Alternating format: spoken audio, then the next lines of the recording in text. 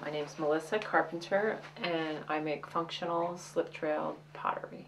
I'm actually right here in State College at sort of one of the anchors on Route 45. My work is probably, by most standards, considered pretty ornate. I was raised by antique collectors, so I think that infiltrated my everyday idea of how to decorate something, or what is decorated, what is ornament.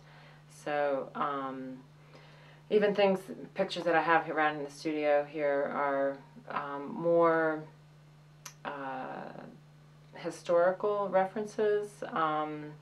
I'm still awed by the amount and time, the amount of craftsmanship and the time spent on some of our earlier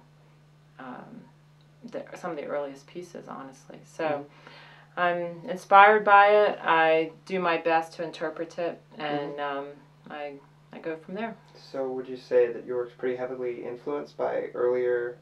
I think it's very heavily influenced by very ornately decorated pieces. The slip trailing that I do has its roots in England, and it was brought over. Early American pottery was slip trailed, so there's a historical basis for the slip trailing itself. I do believe I have given it sort of a twist. I've changed up the colors.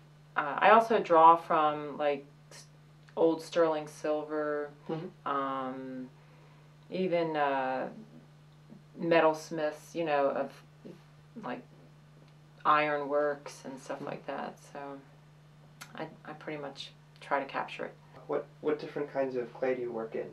I do work in a stoneware that's sold as a porcelainous body, but I'm experimenting with porcelain. So I've used porcelain in the past, but that was prior to this technique that I'm doing now.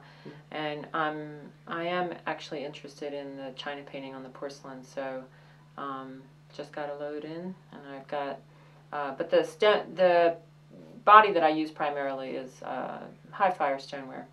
Very durable. What different kinds of functional pieces do you make? Pretty much your standard serving pieces, dinner settings. The dinner settings actually are relatively plain compared to the serving pieces, because I really do believe that when you set your table, you're actually displaying your food. So you know, I don't really, the actual dinner pieces are not that ornate, but the serving pieces can be quite intricate.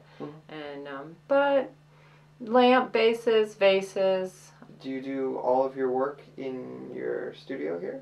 Yeah, actually, I make all of the work, every single piece of it, from start to finish. And so it's a cycle. I work in a series of 20, 25 pieces. I try to keep the forms fresh. So each series, I might be making a vase form. The next series will have a slightly different twist.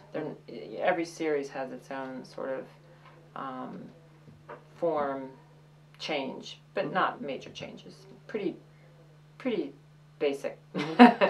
But because the decoration is what I'm after, so the pieces and the forms are really I guess you could call it my canvas. But okay. Where do you show or sell your work? I am a member of the Pennsylvania Guild of Craftsmen, and I have done the state shows. I have been fortunate enough to be part of the Central Pennsylvania Festival of the Arts, going on, I think this is my 12th year. I'm very proud of that. And I ventured into, so mainly shows, and now my showroom here as part of Route 45 Artisan Trails.